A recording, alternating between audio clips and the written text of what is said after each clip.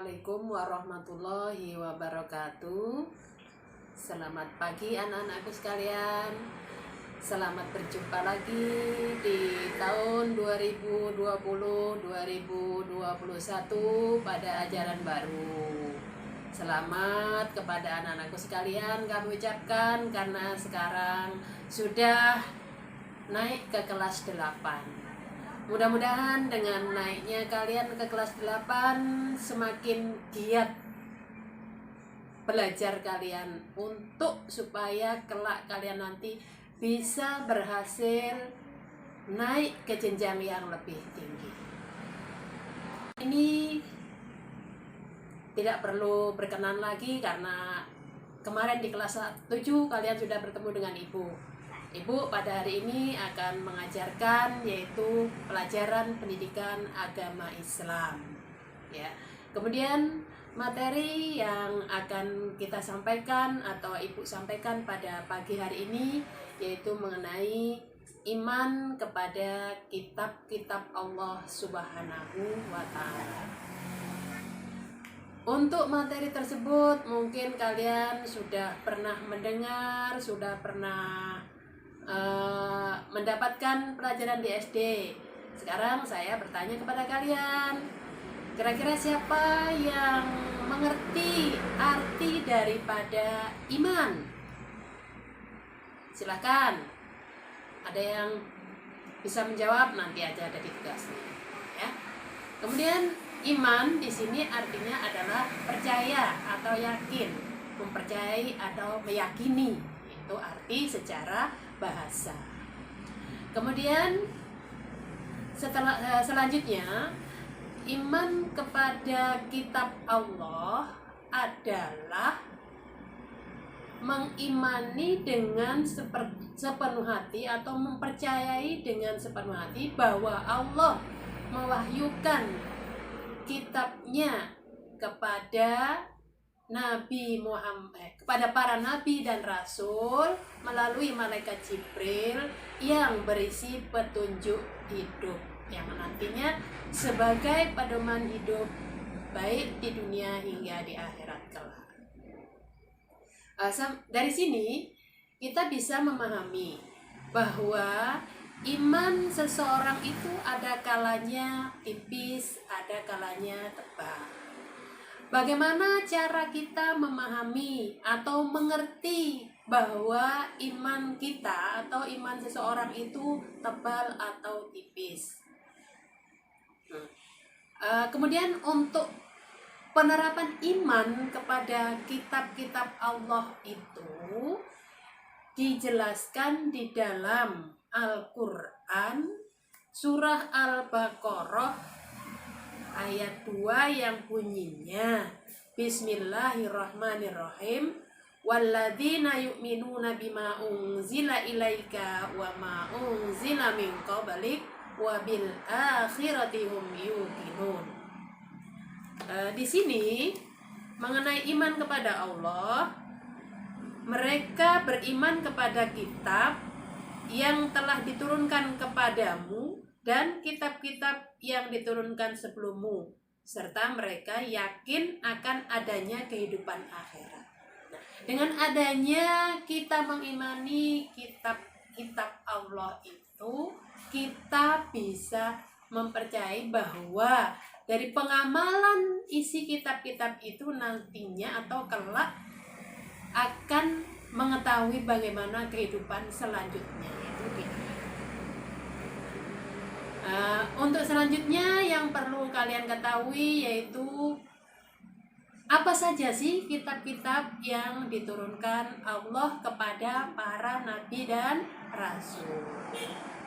Ada berapa kira-kira kitab-kitab yang diturunkan Allah kepada nabi dan rasul?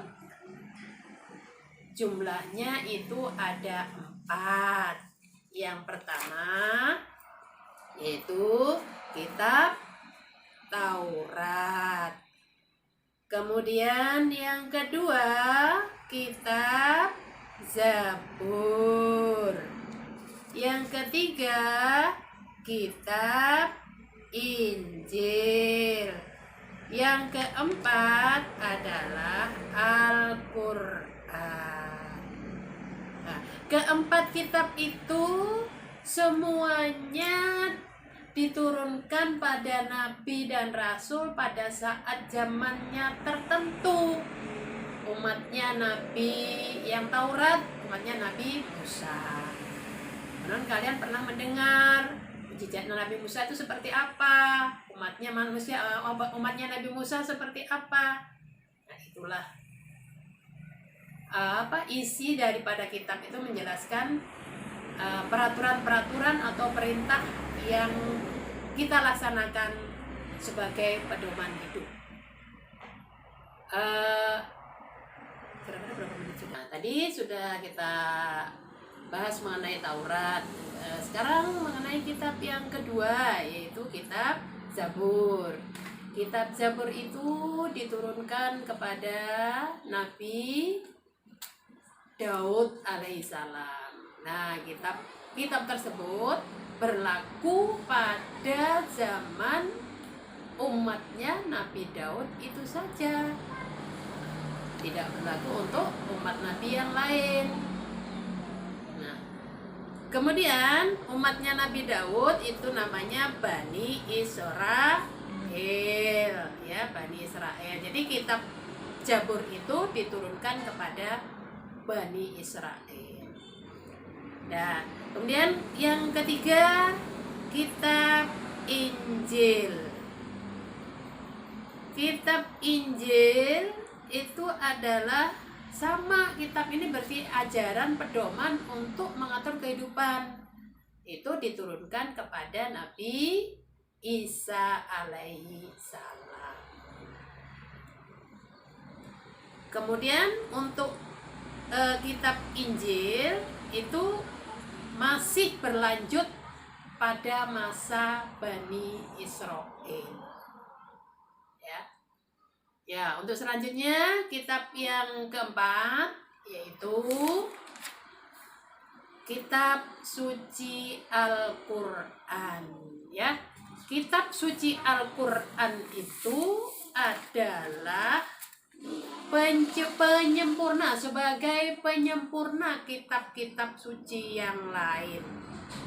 Semua kitab-kitab yang diturunkan itu adalah untuk mengajarkan keesaan Allah atau adanya Allah. Kita mempercayai bahwa Allah itu satu.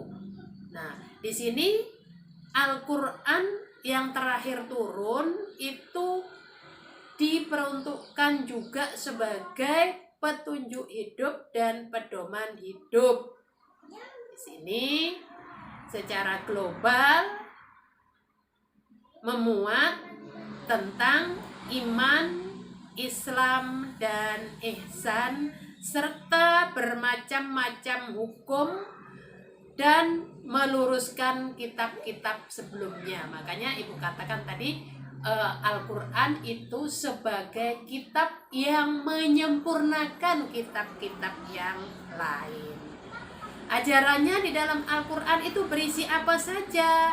Yang pertama itu adalah akidah. Yang kedua, akhlakul karimah.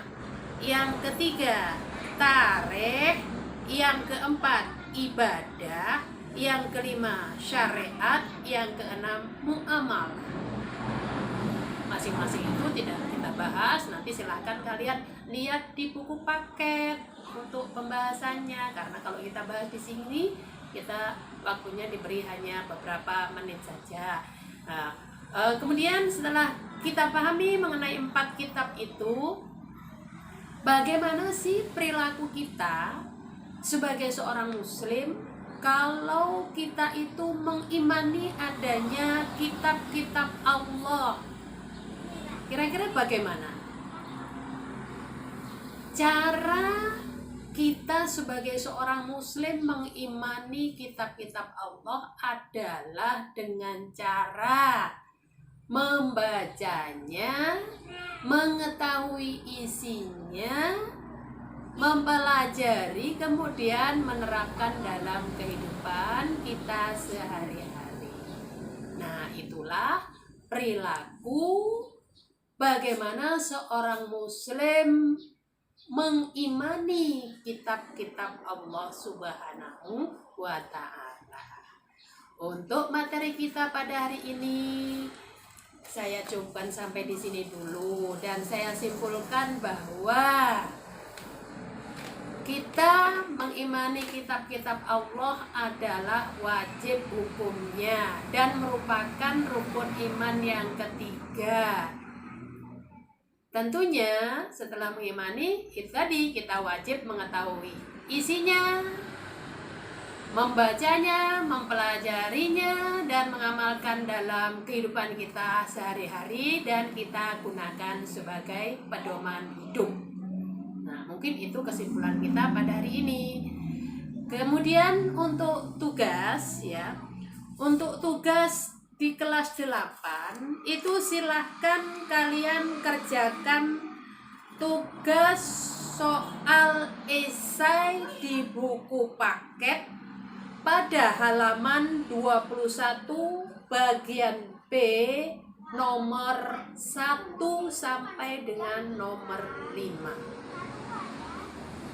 Saya kira mudah-mudahan bisa kalian pahami dan silakan dikerjakan, dan nanti hasilnya kalian kerjakan di kertas folio, kemudian kalian kumpulkan ke sekolah sambil mengisi absen.